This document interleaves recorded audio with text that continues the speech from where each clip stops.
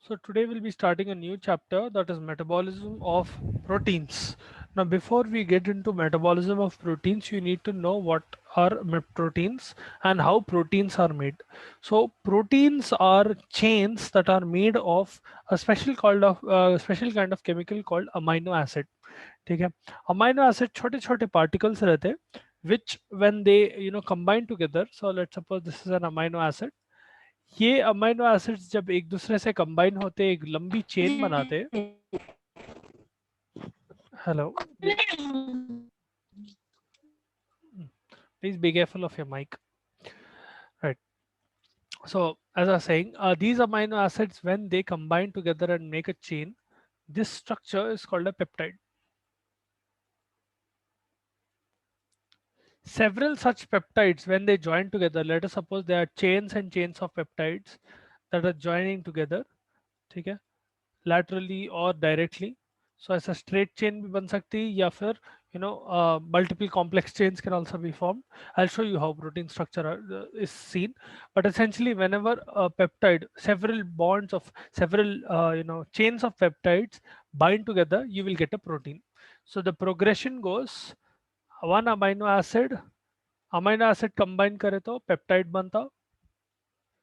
Multiple peptides, when they join together, you will get a protein. ठीक है. So for you to understand what a protein is, you need to understand what an amino acid is. ठीक है. How आपको for example cell से tissue बन रहा,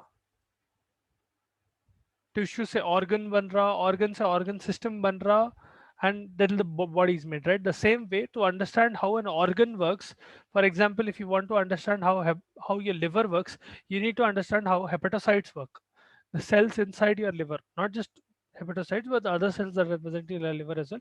But you get the point. The most basic unit of a protein will be your amino acid. Now amino acids have a basic structure like this. Right, this is how an amino acid looks. Okay. Now there are 20 different amino acids that are found in nature. This will be their basic structure. Now the difference between amino acids, how you are differentiating those 20 amino acids, will be based on that side chain R. Okay. The amino end and the carboxyl end of any amino acid, any and every amino acid will be the same. So all amino acids will have this COH end. One second. All of them will have this COH end, and all of them will have this NH2 end. They will have this CH end as well. Okay. The only difference will come here in the side chain. All right. Now, in any scenario, as I told you, these essentially amino acids will combine together in a special kind of bond to make a peptide molecule. Okay. वो peptide bond ऐसा दिखता है. I'll show you one second. This is how a peptide bond looks. So if two molecules of amino acids or two amino acids are coming close to each other, there is a special bond made called a peptide bond. That peptide bond occurs when there is dehydrogenation or dehydration specifically. One water molecule is lost in order to form a peptide bond. If you look closely, यहाँ पर ऊपर, there are two peptides or there are two amino acids. Now this R might not be the same. Sometimes you will have here is R1 and R2, meaning there are two different amino acids that are coming together and forming a peptide bond. Let us suppose on the left you have amino acid 1, and let's suppose this is amino acid A and this is amino acid B.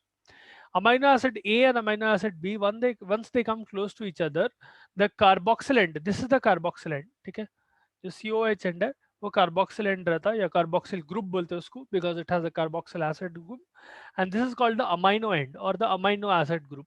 ठीक है, amino group बोलते हैं उसको. That amino group loses a hydrogen molecule, whereas the carboxyl end loses one OH molecule, and you end up getting water. And what will happen is यहाँ पर जो दो electrons बच जा रहे हैं, they will form a bond. This blue color bond that you see is called a peptide bond. All right. Several such bonds will be present in one molecule of a peptide. ठीक है, कई amino acid साथ में आके join होते, and that is how you get a peptide. Now it is not necessary that always there might be different amino acids that are coming and attaching. Sometimes you can also see that there is A and A that are getting attached together. So let us suppose both of them are R1. R1 and R1 same amino acid है. For example glycine glycine है, या taurine taurine है, या arginine arginine है. These two amino acids are coming close to each other and they are binding to each other to form a peptide bond. That is also completely possible. ठीक है, so that is amino acid and those are peptide bonds. यहाँ तक समझ में आया? Are you able to follow what is going on? Any one of you have any doubts? No, sir. No, sir. See, I don't mind repeating if any one of you didn't understand anything, because it will get more and more complex from here. That is why I'm asking. I'm only laying the groundwork here. Okay, then please feel free to stop me at any time during the class as well if you have a doubt. Okay. Now, if we talk about the classification of amino acids, now obviously itne sare amino acids hai, there are 20 different amino acids. There should be a way in which you can categorize them, in which you can classify these amino acids, and there is actually, there are several ways through which you can classify amino acids. Specifically, they can be classified based on their structure. So based on the chemical structure of amino acid, you can classify them. You can classify them based on their nutritional requirements. You can classify them based on their metabolic properties, and also based on their side chain. We, for our syllabus, will look at classification of amino acids based on nutritional requirements and metabolism. Okay.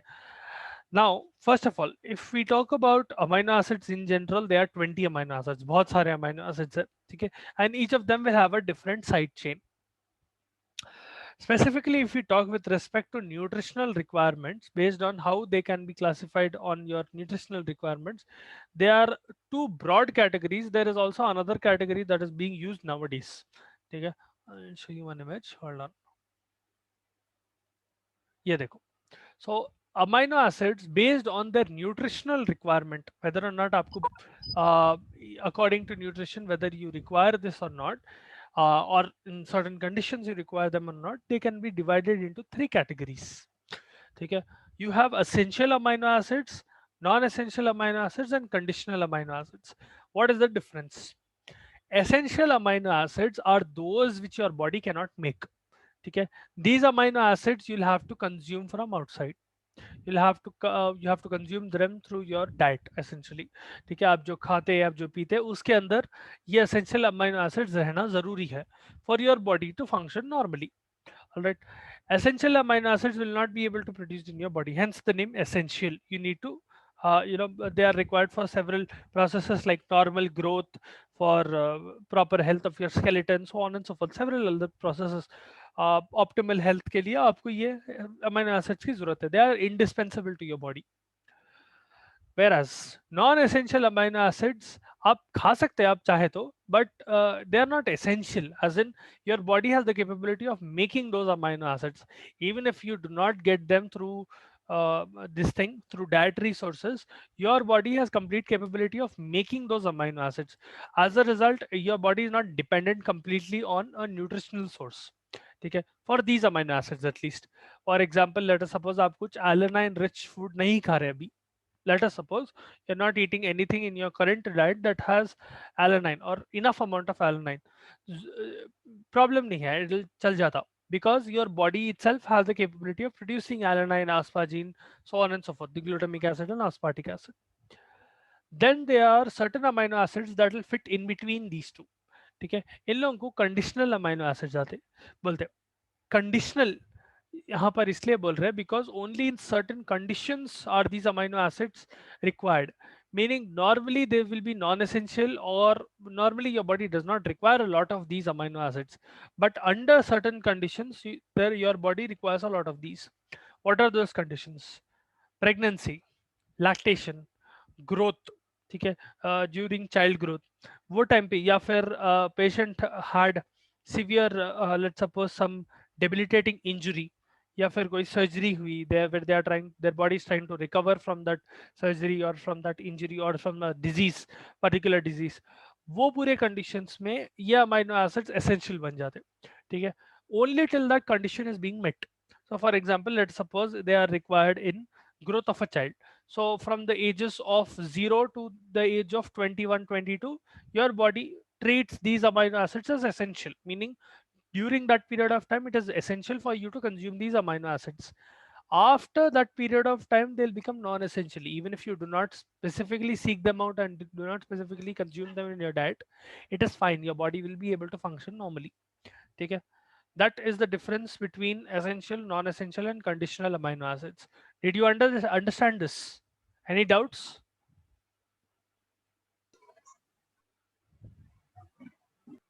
Sir, conditional amino acids. Repeat again once, sir.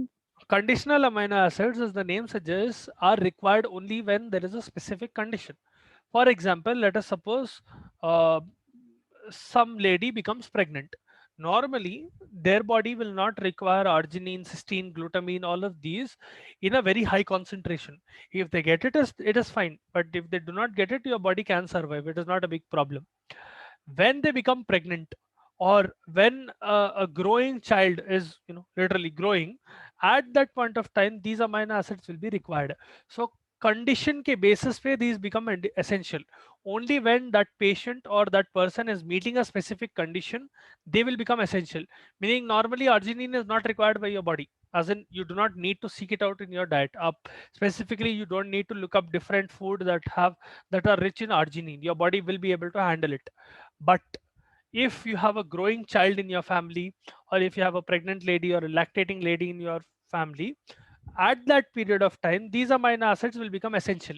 At that period of time, for normal pregnancy, for normal growth of the child, you need these amino acids, or they need these amino acids. So at that time, you will have to consume them in your diet. So based on the condition, you need that amino acid. It means that as soon as the pregnancy is over, or let's suppose parturition has completed and pregnancy is over, or let's suppose the child has grown up and they are now 21, 22 years old, the growth process has completed. After that point of time, these amino acids will not remain essential anymore. Till that point, your body needs it. After that point, it is fine even if you don't give it. Like, don't give these amino acids to your body in the form of nutrition. That is the condition, hence the name conditional amino acids. Once that condition has been satisfied or met, these amino acids will become non-essential. अभी समझ में आया? Okay, sir. Thank you, sir. No problem. Anyone else doubts in this? Cool. Now coming to the other way through which you can classify amino acids is based on metabolism.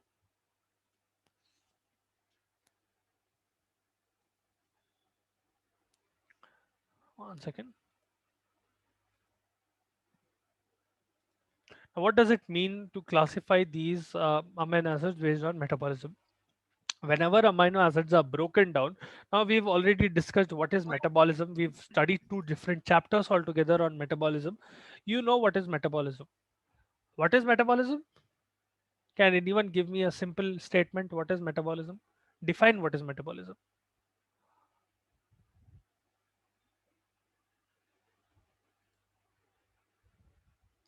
What do you understand by the term metabolism? The mechanism involved in maintaining the living state of the cells and the organism. Growth can also be defined that way. How are you differentiating between growth and metabolism then? Growth is also an essential process in which the patient is surviving, or through which the patient is surviving. How can you differentiate between growth and metabolism then? Thoda or specific. You are going on correct lines. Thoda or specific. Metabolism is the process by which your body converts what you eat and drink into energy. Exactly. यहाँ पर metabolism का एक और नाम है. I'm not sure whether you've heard about it or not. It is also called biotransformation. सुने ये word कभी? Have you all ever heard this term, biotransformation? No, sir. Another name for metabolism is biotransformation. Biotransformation essentially refers to transformation of biological compounds. Meaning, I take A, I convert it into B using an enzyme E. That is biotransformation. That's it. That is metabolism. आप एक compound ले रहे हो उसको दूसरे compound में convert कर दे रहे हो. Sometimes metabolism can also be defined as catabolism plus anabolism. One second. Yeah. Catabolism plus anabolism, meaning breakdown plus makeup. ठीक है. Catabolism is breaking something down, anabolism is making something up. So for example, let us suppose आप let us suppose आज lunch पे आप butter chicken खाए, example, ठीक है. Let us suppose you all ate butter chicken, or for the vegetarian people, let's suppose you ate paneer butter masala. Okay, now that chicken or that paneer that you have consumed will essentially be broken down first. Okay, now your body up, let's suppose you cut open a person's body and you extract cells, and वो cell के अंदर आप अगर आप microscope के through अगर वो cell के अंदर देखें, in the cytoplasm of the cell you will not be able to find small chicken strands, or you will not be able to find paneer inside that cell. What you will find is energy. Now what is happening here? The food that you eat, so for example you are eating chicken or you are eating paneer, the constituents of that food, carbohydrates, proteins, fats that are present inside that food will be broken down by the process of digestion. Okay, they will be broken down into monosaccharides, they will be broken down into lipids and monoglycerides and so on and so forth. आप छोटे छोटे components में break करते हैं. And similarly, if it is a protein, you will break it down all the way up to amino acids, peptides and amino acids. These peptides, amino acids, what do you call monosaccharides, lipids, fats, ये पूरे जो रहते हैं, they will be used by your body. अब ये raw material बना लिया essentially. Think of it this way.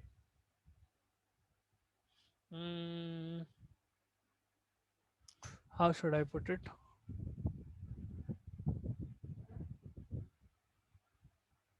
Acha, imagine you are getting a shirt. Okay? Imagine you are a tailor and you are getting a shirt. Okay? Some old use of shirt. Okay? Someone already wore that shirt and they threw that shirt away. Now what you are doing essentially is you want a handkerchief. Let us suppose you want a handkerchief. Yeah, Anjali, do you have a doubt? No, sir.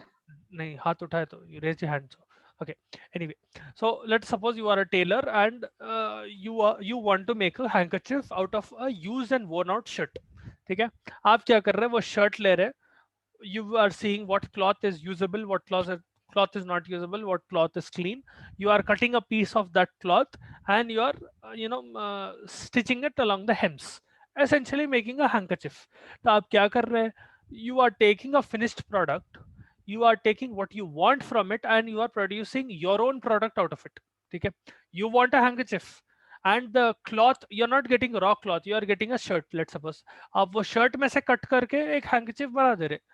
Think of metabolism as something similar. You are getting some finished product. So for example, the food that you eat is a finished product. ठीक है, आप पूरा पका के करके you're cooking everything and you're making some food.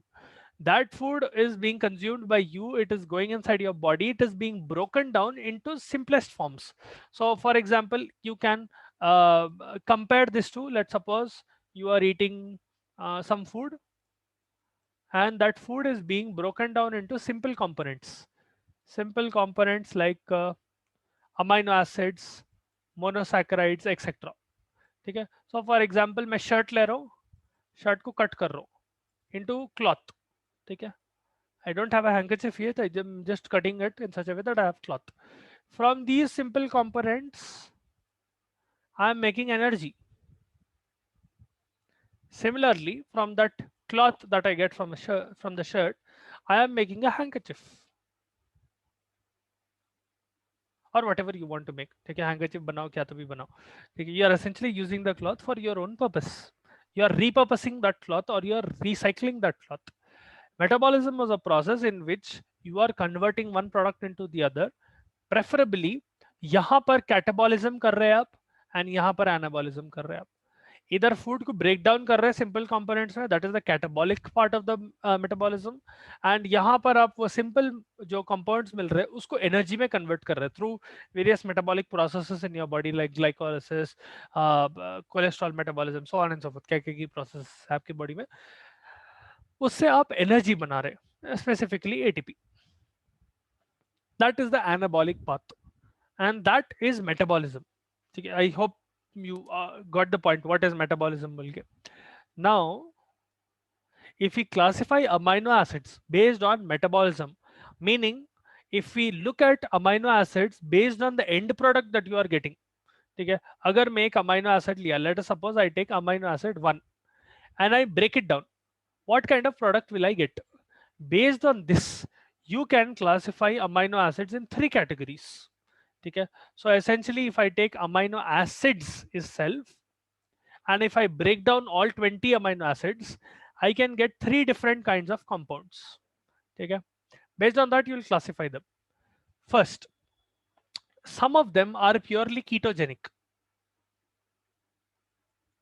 meaning when you metabolize certain amino acids, or specifically one amino acid, that is leucine, एक ही amino acid है जो कीटोजेनिक है, purely ketogenic. Whenever you metabolize leucine, you will get ketone bodies. ठीक है, later on down the line I will explain what ketone bodies are, but just remember that those ketone bodies will have a C double bond O like this in them. ठीक है, यहाँ पर एक carbon रहता है, यहाँ पर कोई और ग्रुप रह सकता, कार्बन या समथिंग एल्स, जनरली कार्बन ही रहता, but this C double bond O will be present. That is the trademark of a ketone group. अपन I think हाँ, when we discussed about ketosis in carbohydrate metabolism, I told you what are ketones and what are aldehydes. Ketogenic amino acids are those amino acids that when metabolized will give you ketones. ठीक है, then you have glucogenic amino acids. Glucogenic amino acids or purely glucogenic amino acids, there are 14 such glucogenic amino acids.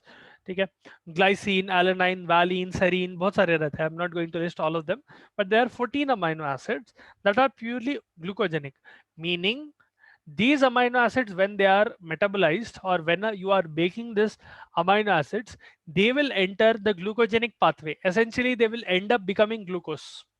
They might not directly become glucose, but their products जो मिल रहे हैं आपको, अब ये एक amino acid, let's suppose you are taking amino acid aspartic acid example, एक amino acid है by the name aspartic acid. When you break amino acid, this aspartic acid down through multiple reactions, it will end up becoming glucose, or at least a part of it will end up becoming glucose. Hence the name glucogenic. It will enter glucogenic pathway. There is no chance that this fellow can end up becoming a ketone, or no ketone bodies are obtained from aspartic acid, and there are 14 such other 13 such other amino acids other than aspartic acid that will enter glucogenic pathway, meaning the end product of the metabolism of those amino acids will be glucose. ठीक है, यहाँ तक समझ में आ रहा what are ketogenic and glucogenic? You have Yes, sir. to ask. All right, now there are a few amino acids, specifically 5 amino acids, that are a combination of ketogenic and glucogenic. ठीक है, उन लोगों को literally both glucogenic and ketogenic amino acids बोलते हैं, both K and G amino acids. I'll just put it as K and G, ketogenic and glucogenic. ठीक है, ये K3G नहीं है, K and G है. All right, so these are lysine, isoleucine, phenylalanine, tyrosine, tryptophan. All of these 5 will be classified under glucogenic and ketogenic. इसका मतलब क्या है? During metabolism, a part of that amino acid, so let's suppose वो amino acid इतना लंबा है, ठीक है? Imagine that amino acid, or let me put it this way. Let us suppose that whole amino acid looks like this. ठीक है? Imagine that amino acid looks like this. I'm just randomly drawing a structure for you so that you understand. This red part that you see is, let's suppose, making a ketone body, and this purple part that you see is maybe making glucose. So a part of their carbon skeleton is ending up into the ketogenic pathway, and the other part is ending up in the glucogenic pathway. Such combination or such combo of amino acids will be called ketogenic and glucogenic. Some of it will make a ketone, some of it will make a glucose molecule. Hence the name glucogenic and ketogenic. समझ में आया?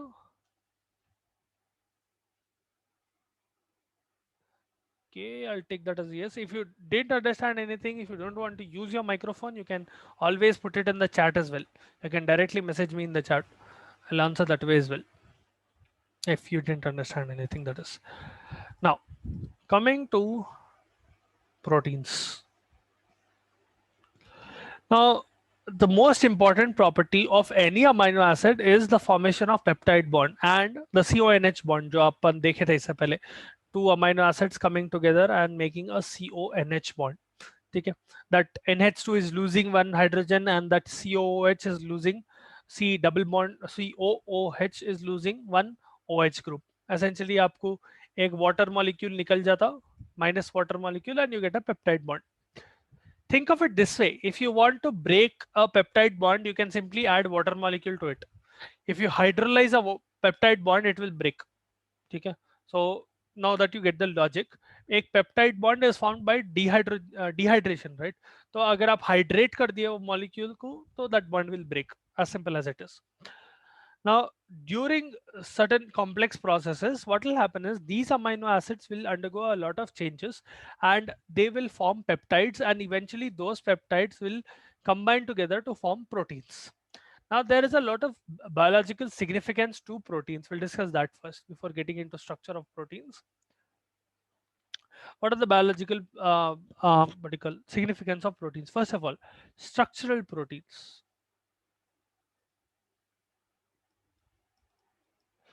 Structural proteins, for example, collagen hai, keratin hai. These are called structural proteins. Collagen is found in your bone. You can also find it in cartilage. Keratin is found in your hair and nails. These play a very important role in maintaining structural integrity of components. Without proteins, for example, अगर आप collagen ही ले लिए, without collagen, bones and cartilage will not be as strong as they already are. They'll become very weak. Okay, that is why I'm not sure whether you have seen anyone or you yourself unfortunately have experienced any muscle injury or bone injury. Let us suppose a sibling of yours or someone you know has had a fracture. Okay, generally doctors what they do is they prescribe calcium medication, vitamin D medication and collagen medication to these people. ठीक है, ये इसलिए कर रहे हैं क्योंकि collagen plays a very important role in making sure those bones are strong. If a patient is having fracture or any muscle injury or muscle problem, वो बनाने के लिए, वापस रीमेक करने के लिए and repair करने के लिए you need collagen. The same goes for keratin as well. Okay, they play a very important role as a structural component of those hair or bones or cartilage. Then another important function will be enzyme. Proteins will work as enzymes. Okay, they are helping in catalyzation of reaction. Okay, proteins are catalyzers. They act as catalysts. What is a catalyst? Can anyone tell me what is a catalyst?